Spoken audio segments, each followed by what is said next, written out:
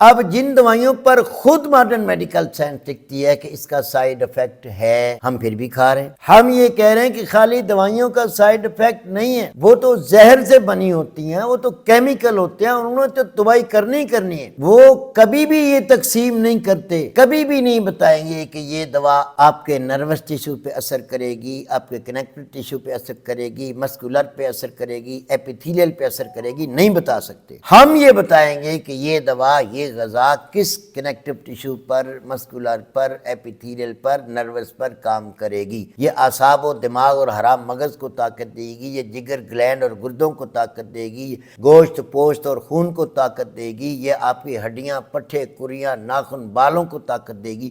یہ ہے ابن طبیب کا کام۔ تو سامعین محترم، حد سے زیادہ بد پرہیزی جو ہے نا، وہ کوئی نہ کوئی ایک مزاج قائم کر دیتی ہے۔ میں گزارش یہ کرتا چلا جاؤں کہ آپ جب بھی کوئی چیز کھائیں، اگر آپ صحت مند ہیں تو روز ایک جیسی چیز مت کھائیں۔ وہ ایک مزاج کو بڑھا کر، خون کا ایک قوام کر کے کسی ایک عضو کو کم کر دے گی، کسی ایک عضو کو تیز کر دے گی، کسی ایک عضو کو ضعف دے دے گی۔ اسے ہماری تھیوری کہتی ہے تسکین، تحریک، تحلیل، یعنی زیادہ تیزی، تحریک، حد سے زیادہ کمی، تسکین، حد سے زیادہ حرارت سے ضعف، تو یہ تحلیل ہوگی۔ اب ہر غذا جب آپ کھائیں گے صحت کی حالت میں، تو تینوں چاروں آپ کے ٹیشوز لیول پہ رہیں گے۔ جس چیز کی زیادتی ہوگی وہ چیز زیادہ بننا شروع ہو جائے گی، اور وہ کنیکٹیو ٹیشو ہو، مسکولر ٹیشو ہو، ایپیتھیلیل ہو یا نروس ٹیشو ہو۔ جس ٹیشوز کی غذا آپ زیادہ لیں گے، وہ ٹیشوز آپ کے حد اعتدال سے جب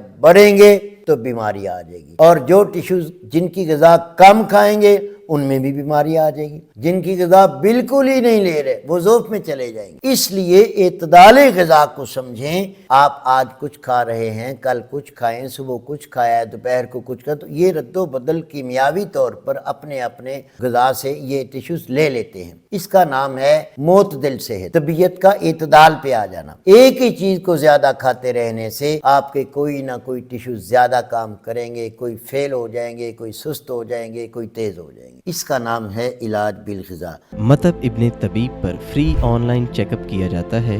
ابھی ہمارے واٹس ایپ نمبر پر رابطہ کریں اور گھر بیٹھے اپنا مزاج معلوم کریں۔ اپنے مزاج کے مطابق غذائی چارٹ یا دوا کا کورس منگوائیں۔ آئیں فطری اور قدرتی طریقہ علاج کی طرف، مطب ابن طبیب کے ساتھ۔